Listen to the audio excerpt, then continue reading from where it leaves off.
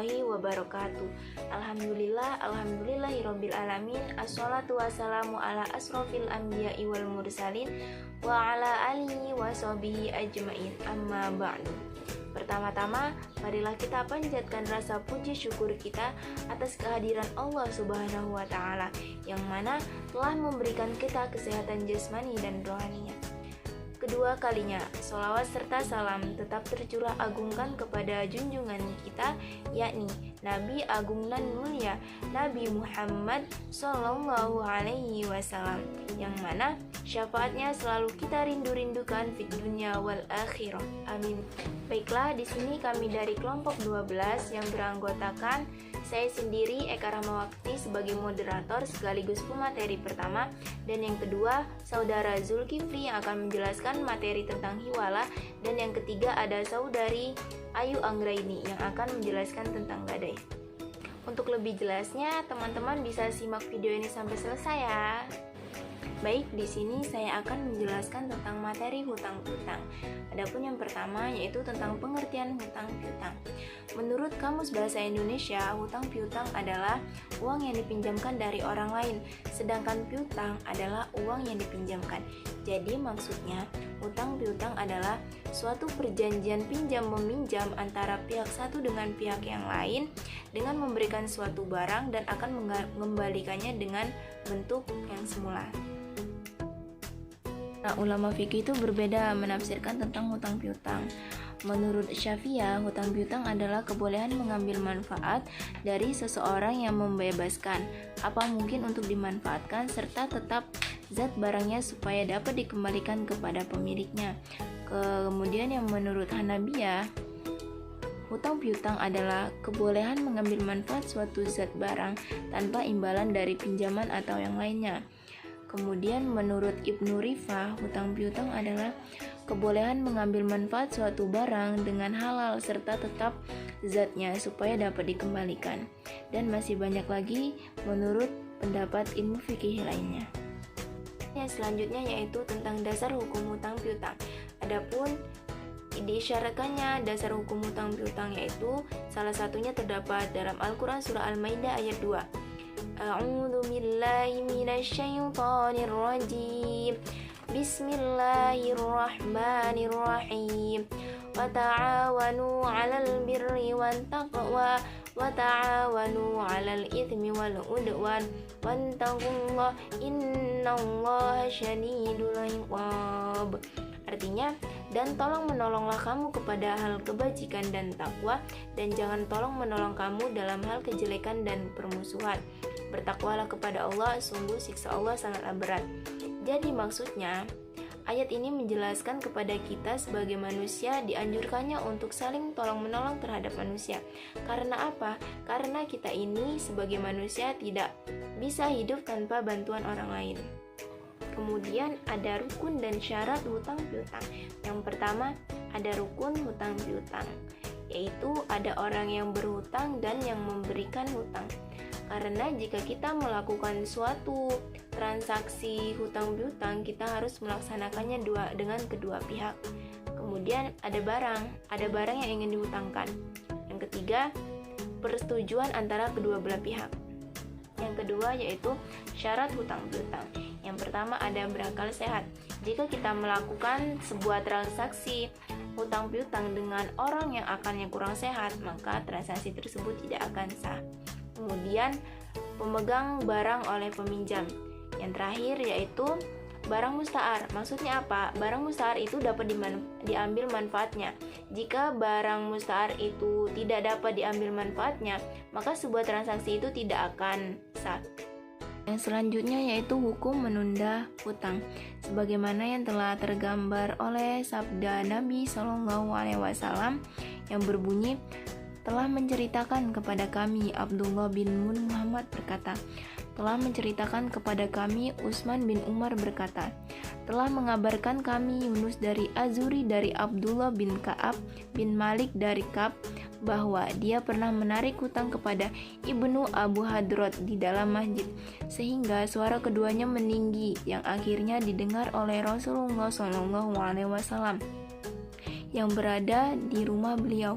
kemudian keluar menemui keduanya sambil menyikap korden kamarnya lalu bersabda, "Wahai Ka'ab bin Malik," menjawab, "Wahai Rasulullah, aku penuhi panggilanmu." Beliau bersabda, "Bebaskan hutangmu ini." Beliau memberikan isyarat untuk membebaskannya. Setengahnya, Ka'ab bin Malik menjawab, "Sudah aku lakukan wahai Rasulullah." Beliau lalu bersabda kepada Ibnu Abu Hadrat, "Sekarang bayarlah." Hadis riwayat Muslim. Jadi, hadis di atas menjelaskan bahwa suatu kebajikan apabila melunasi hutang dengan sesegera mungkin tanpa harus ditagih-tagih oleh si pemberi hutang.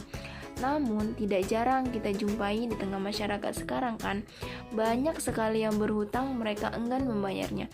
Ketika melunasi sudah jatuh tempo, kewajiban segera membayar hutang, termasuk hutang yang sudah meninggal dunia. Kemudian, faktor yang mendorong terjadinya hutang piutang. Ada 3 faktor utama yang sering terjadinya hutang piutang. Yang pertama yaitu under earning, yaitu kecilnya sebuah penghasilan dibandingkan dengan kebutuhan sehari-hari.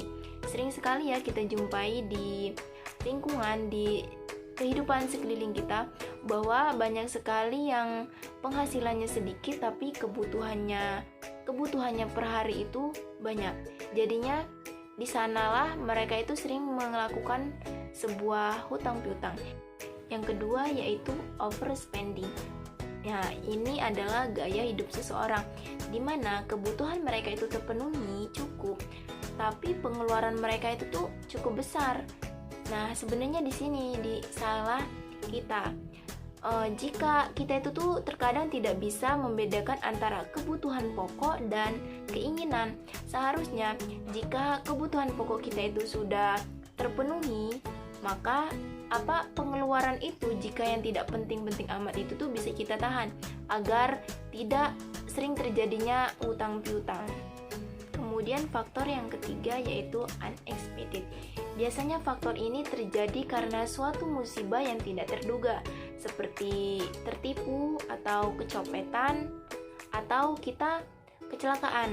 Nah, kalau kecelakaan itu kan suatu musibah yang tidak terduga. Jadi untuk mengganti rugi si kita yang menubur seseorang itu atau motornya rusak, maka kita bisa saja terpaksa untuk melakukan suatu transaksi hutang piutang.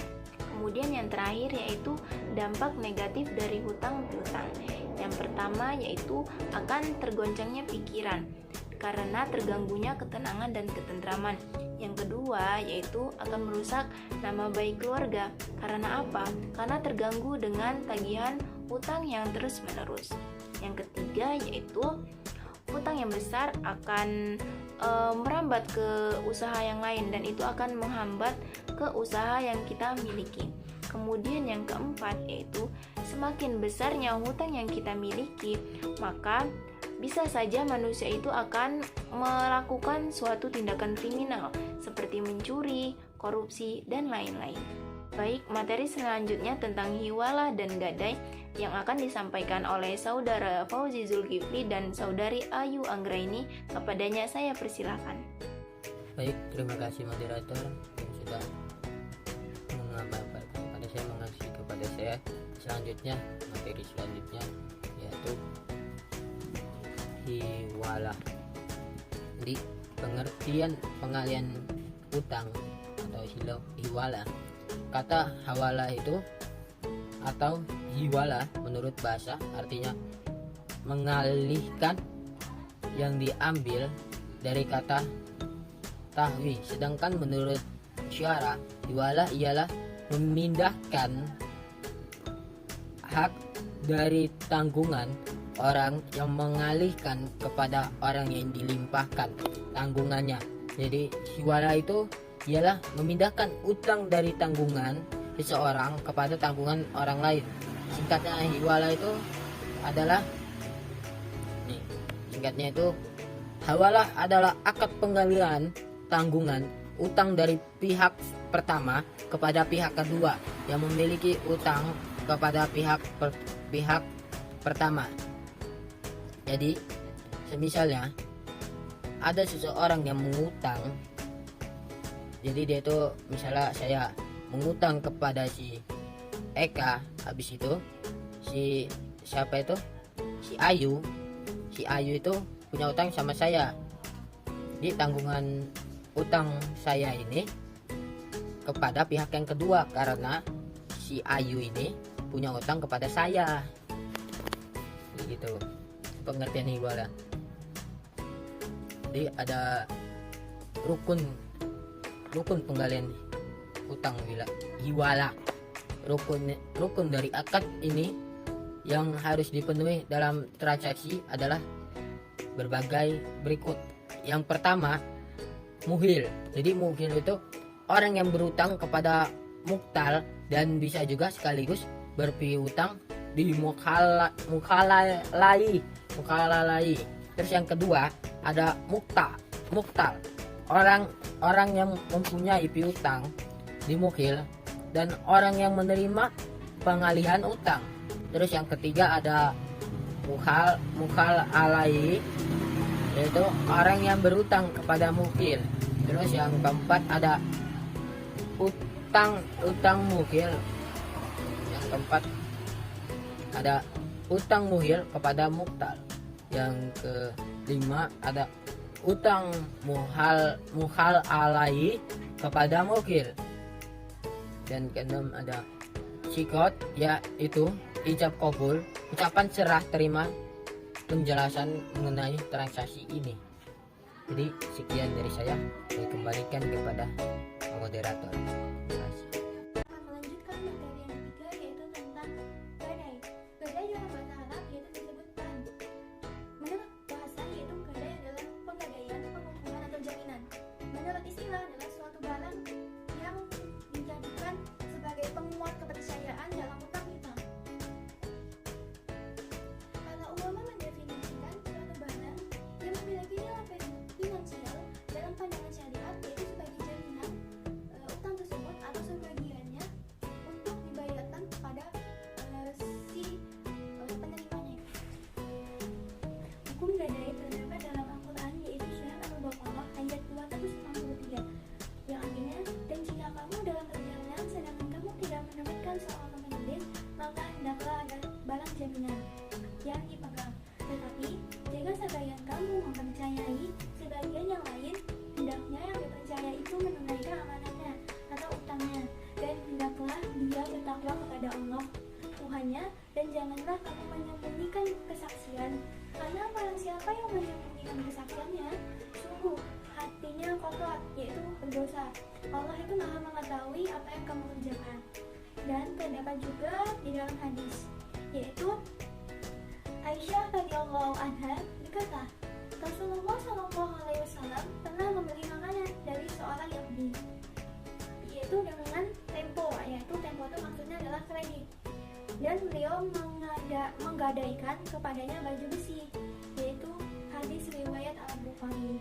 Yang selanjutnya yaitu ada rukun gadai. Rukun gadai itu tersebut ada 4, yaitu yang pertama yaitu adalah 2 orang yang melakukan akad gadai, yaitu al-aqidan. Yang kedua yaitu adalah barang yang digadaikan atau digunakan, al-marhun. Yang ketiga yaitu adalah utang, al-marhun bih. Yang keempat yaitu adalah silhot, ijab, dan kabul. Yang selanjutnya yaitu adalah syarat-syarat dalam gadai. Disyaratkan transaksi gadai hal-hal yang sebagai berikut, yaitu ada 3, yaitu yang pertama yaitu syarat antara dua pihak yang berakad, yaitu adalah yang balik, berakal, dan tuj, yaitu memiliki kemampuan mengatur dan mampu membedakan antara yang baik dan yang buruk.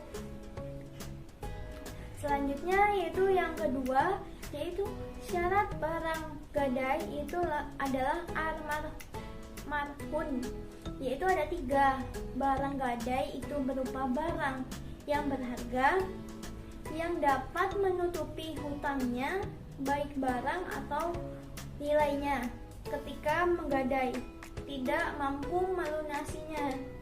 Jadi ibarat itu seperti mengganti barang yang lainnya. Yang selanjutnya yaitu adalah barang gadai tersebut adalah milik orang yang menggadaikan, yang diizinkan orang tersebut untuk digadaikan. Itu menjadikan jaminannya si gadai itu. Jadi misalkan orang itu dapat izin untuk menggadaikan barang orang yang lain gitu.